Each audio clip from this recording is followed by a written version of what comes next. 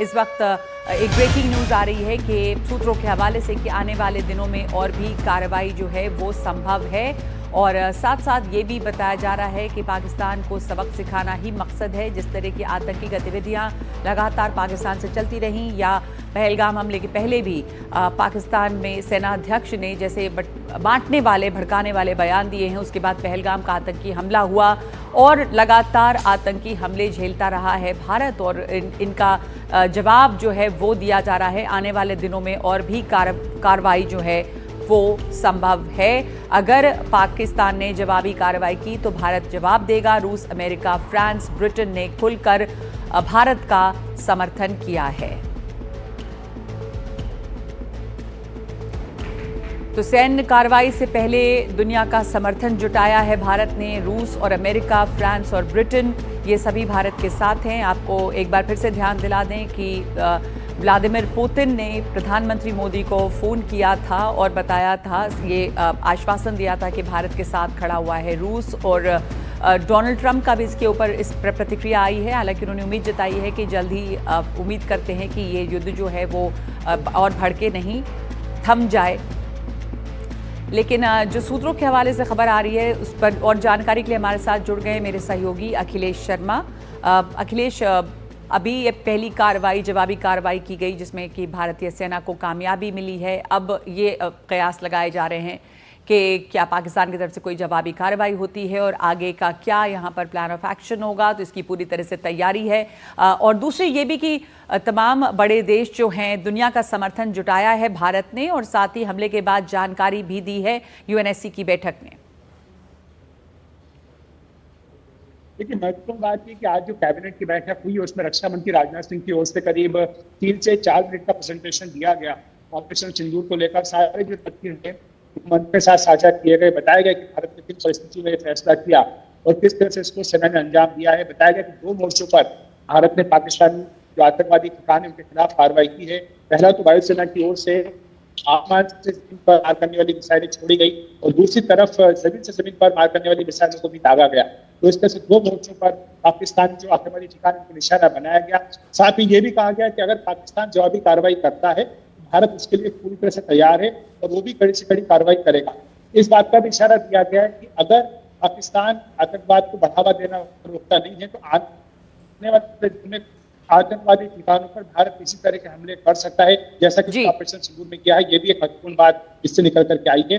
ये भी कहा गया है कि भारत ने पिछले 15 दिनों में जिस तरह से कूटनीतिक मोर्चे पर सफलता पाई है, जो समर्थन जुटाया है, उसी का परिणाम है कि जो संयुक्त राष्ट्र सुरक्षा परिषद के 5 परमानेंट मेंबर 4 भारत के साथ खड़े दिखाई दे रहे हैं। वहीं चीन भी जो है वो खुलकर पाकिस्तान के साथ नहीं आया है, सिवाय तुर्की के पाकिस्तान के समर्थन में कोई भी बड़ा देश नहीं होता है। चीन खुलकर समर्थन में नहीं आया है, लेकिन चीन की तरफ से लगातार पाकिस्तान को मदद मिलती रही है, चाहे वो हथियार हों या पाकिस्तान जो है उसका ऑल वेदर फ्रेंड या एलाई जो है वो बना रहा है। धन्यवाद आपका अखिलेश इस जानकारी के लिए। आगे बढ़ते हैं। मंत्रिमंडल की बैठक के बाद केंद्रीय मंत्री जितिन राम मांझी ने भी यही बात कही है। उनसे बात की हमारे सहयोगी मनोरंजन भारती ने। ऑपरेशन सिंदूर के बाद कैबिनेट की बैठक हुई है और उसके बाद सभी मंत्रियों को निश्चित रूप से ब्रीफ किया गया होगा। वहां पर प्रधानमंत्री ने भी बात की है। सर, जितिन राम मांझी साहब केंद्रीय मंत्री हमारे साथ हैं। सर, आप सबको ब्रीफ तो जरूर किया गया होगा ऑपरेशन सिंदूर के बारे में। देखिए, प्रधानमंत्री जी कैबिनेट में जो ब्रीफ किए हैं उन बातों की चर्चा हम नहीं कर सकते। मुझे उसकी ऑथोरिटी वो अश्विनी वैष्णव जी हैं, वो अपना देंगे या दिए होंगे।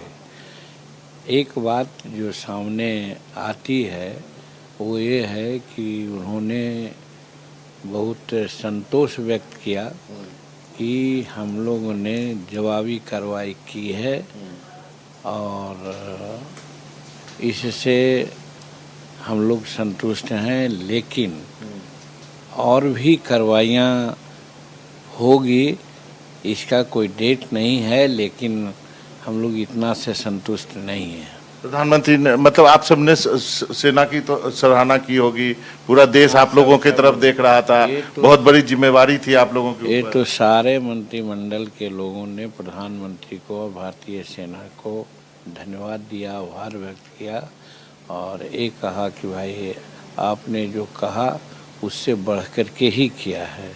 इसके लिए बहुत बहुत धन्यवाद। सब लोगों ने, सभी मंत्रियों ने उनको धन्यवाद दिया। माफी चाहता हूँ, आप कुछ कह रहे थे कि यहीं पे नहीं रुकेंगे, मैंने आपको इंटरप्ट कर दिया।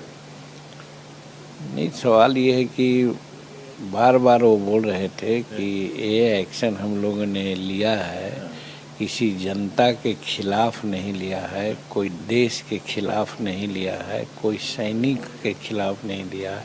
हम लोग आतंकवादियों के खिलाफ किया है और आतंकवादी सिर्फ 9 जगह ही हैं, ये नहीं कहा जा सकता है, और भी आगे कार्रवाई हो सकेगी, ऐसा आभास मिलता है। एक अंतिम का सवाल है सर कि यदि पाकिस्तान कुछ कार्रवाई करता है तो फिर स्थिति फिर तो युद्ध जैसी हो जाएगी। अब इस पर हम कुछ नहीं कहेंगे, लेकिन इतना जरूर हम लोग कहेंगे कि कोई भी कार्रवाई क्यों न करे, भारत उसके लिए तैयार है, सक्षम है, करारा जवाब देगा। पहलगाम आतंकी हमले के बाद एनआईए जो जानकारियां जुटा रही हैं, हमले का वीडियो भी सामने आया है। एनआईए की लोगों से अपील है हमले से जुड़ी जानकारी और वीडियो हमें साझा करें। पहलगाम हमले के वीडियो जुटा रही है एनआईए, लोगों से वीडियो शेयर करने की अपील की है। पहलगाम हमले से जुड़ी जानकारी देने के लिए आप इन नंबरों पे जानकारी दे सकते हैं 9654 958816 या फिर 01124368800। इन नंबरों पर कॉल करके आप जानकारी दे सकते हैं। एनआईए के वरिष्ठ अधिकारी फ़ोन करने वालों को संपर्क करेंगे। एजेंसी पहले से ही घटना के बहुत से वीडियो और फोटो की जांच कर रही है।